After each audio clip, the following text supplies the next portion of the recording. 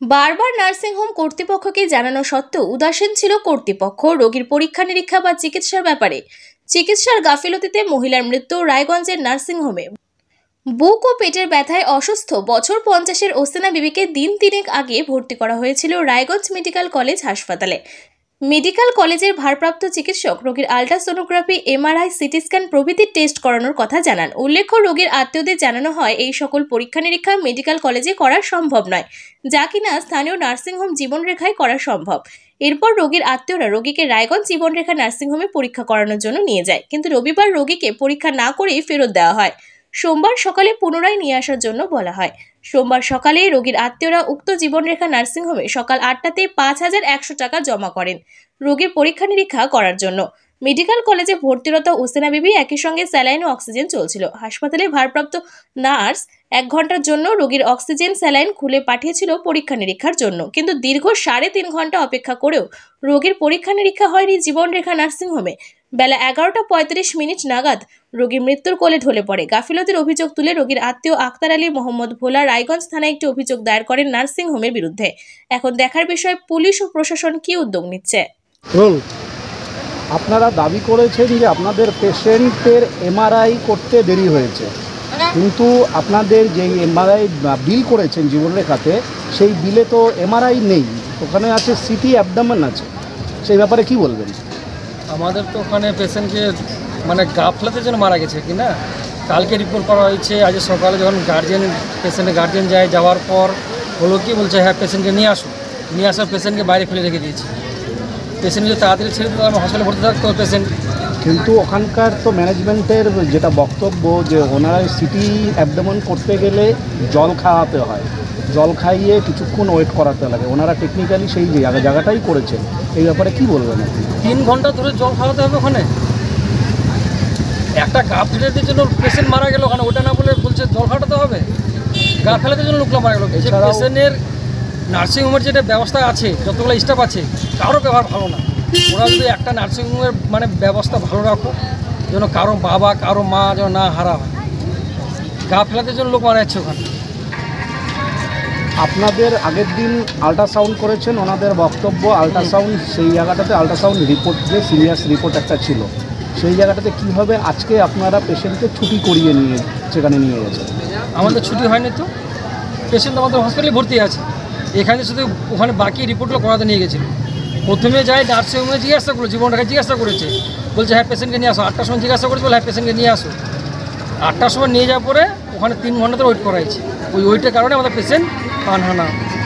আপনাদের পেশেন্টকে আপনারা হসপিটাল থেকে ছুটি করান না? ছুটি করেনি তো, এখানে রিপোর্ট করার জন্য পাঠাইছে, ওখানে ছুটি কেন করাবো?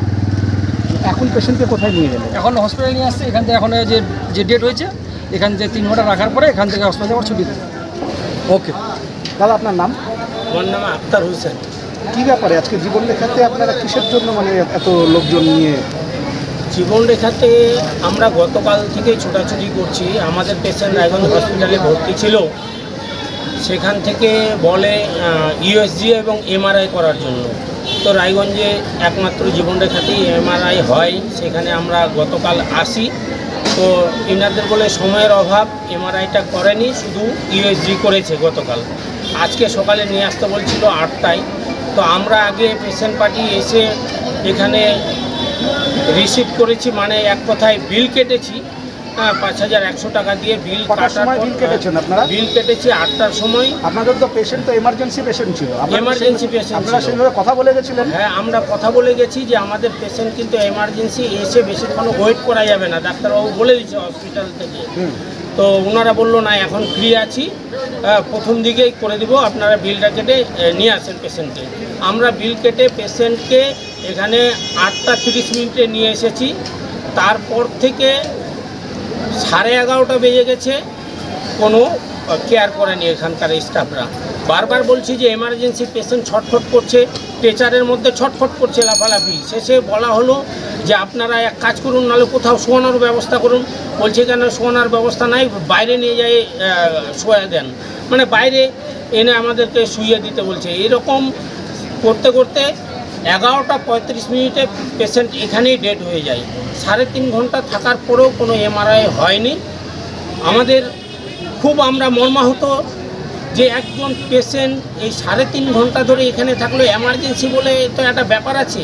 যেহেতু হসপিটাল থেকে তাকে 1 ঘন্টার মধ্যে রিলিজ করেছে, 1 ঘন্টার জন্য, সে 1 ঘন্টার মধ্যে আবার রিপোর্ট করে নিয়ে যায়, এমআরআই করে নিয়ে যায়, আবার ওর অক্সিজেন চলবে বা স্যালাইন চলবে, সে জায়গায় 3.5 ঘন্টা রেখে 3 ঘন্টা 30 মিনিট রেখে পেশেন্টকে এরকম ডেড করে দিল। তা আমরা চাই পরবর্তী আমাদের যিনি আমার পিসি হবে, ইনি চলে গেল আজকে পৃথিবী ছেড়ে, এরকম যেন কোনো পেশেন্ট পার্টির সঙ্গে ব্যবহার করা না হয়।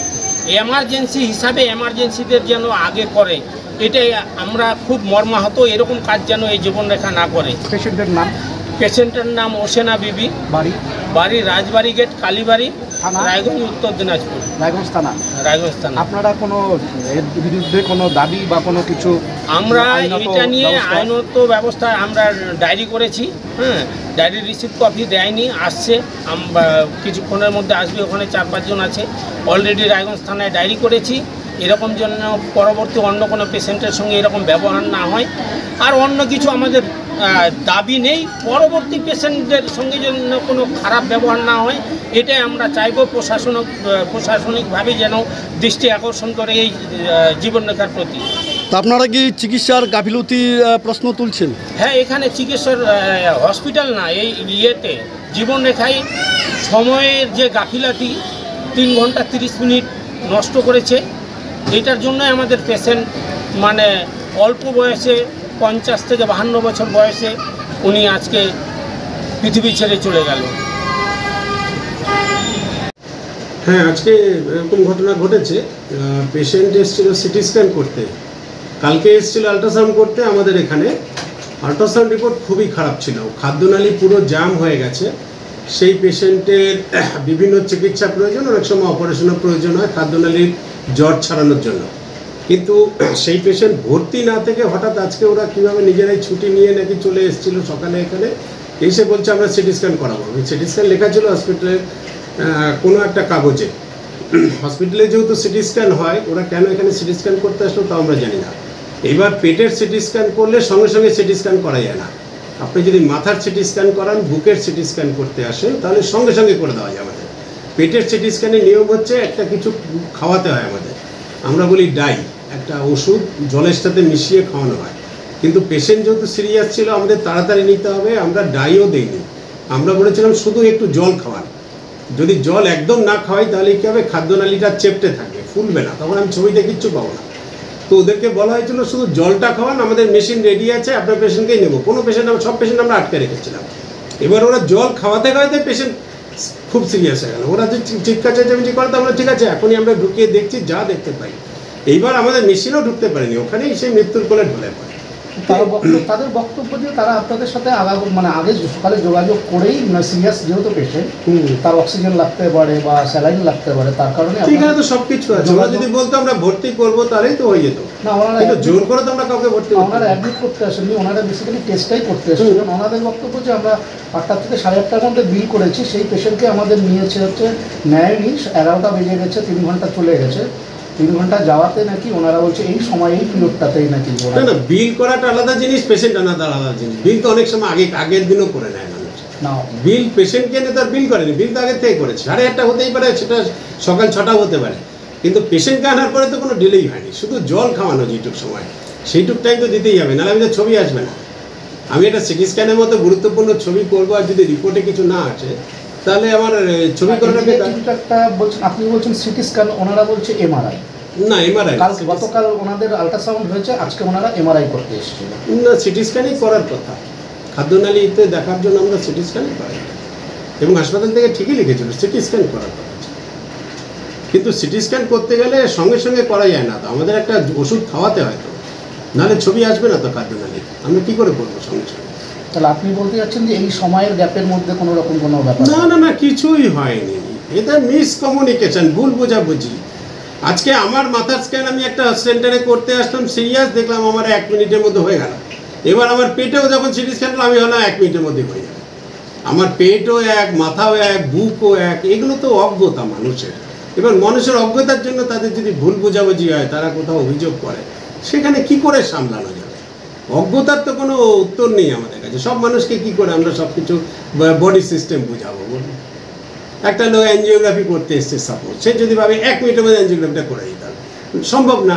আবার ইসিজি যদি কেউ বলে আমি 1 মিনিটের মধ্যে করে দিতে পারবো, 1 মিনিট লাগে একটা ইসিজি যদি করে, খুব তাড়াতাড়ি করে ঘড়ি ধরে 60 সেকেন্ডের মধ্যে একটা ইসিজি বের করতে হবে। তো সব টেস্টে তো নিজস্ব সময় আছে, সেই সময়টা তো দিতে হবে। আর আমি দেরি কেন করবো যখন সিরিয়াস পেশেন্টে যে সবাই সরে গেছে, কেউ ডিস্টার্বও করেনি যে ওনাকে আগে কেন করা হচ্ছে, ওনাকেই নেওয়া হয়েছিল। এবং সে মেশিনেও ঢুকতে পারেনি, যেই পেশেন্টটা মেশিনেও ঢুকতে পারেনি তার ছবি করলেই বা কী পাওয়া যেত, কী করতো সে? না, ওনাদের বক্তব্য এটাই যে ওনাকে মেশিনে নেওয়াই হয়নি, ওই না হয়নি তো। ওই তো সেই জলটা যে খাবে, খাদ্যনালীটা জল খাওয়ানোর যে কারণটা হচ্ছে খাদ্যনালীটা তো চেপে থাকে, খাদ্যনালীটা যতক্ষণ না পড়বে আমি তো ধরতে পারবো না পেটের ভেতরে যে কী আছে। এইটা তো আমাদের লিমিটেশনস পদ্ধতি, বৈজ্ঞানিক পদ্ধতির কিছু তো লিমিটেশনস থাকে, সেইগুলো তো ফলো করতে হয়। কোনো ক্ষেত্রে আমরা কোনো ইঞ্জেকশান দিই, কোনো ক্ষেত্রে অনেক রকমভাবে আমাদের ছবি করতে হয়। তো কালকে তো যথেষ্ট খারাপ ছিল পেশেন্টের কন্ডিশন, আলট্রাসাউন্ডোগ্রাফি। আজকে যেই মানুষগুলো অভিযোগ করছে, আজকে তার বিরুদ্ধে অভিযোগ করা উচিত। ওদের কোনো আত্মীয় স্বজন হলে, আমার যদি স্কোপ থাকতো আমি তাদের বিরুদ্ধে আগে আমি অভিযোগ করতাম, যে কোনো জায়গায় যেখানে অভিযোগ করা যায়, কারণ তারা গাফিলতি করেছে। আলট্রাসাউন্ডের যেই রিপোর্ট দেওয়া হয়েছে তারপরে পেশেন্টকে ছুটি করায় কোন যুক্তিতে? ওরা কোনোভাবেই করার কথা না। আলট্রাসাউন্ডের রিপোর্ট যথেষ্ট খারাপ, জঘন্য। ইন্টেস্টিনাল অবস্ট্রাকশন, মানে খাদ্যনালী পেঁচিয়ে আছে। এই অসুখে যে কোনো সময় মানুষ মারা যায়। সে একটা গভর্নমেন্ট মেডিকেল কলেজে ভর্তি আছে, সেখান থেকে সে ছুটি কেন নিল? এটা তো তার দায়িত্বের মধ্যে পড়ে।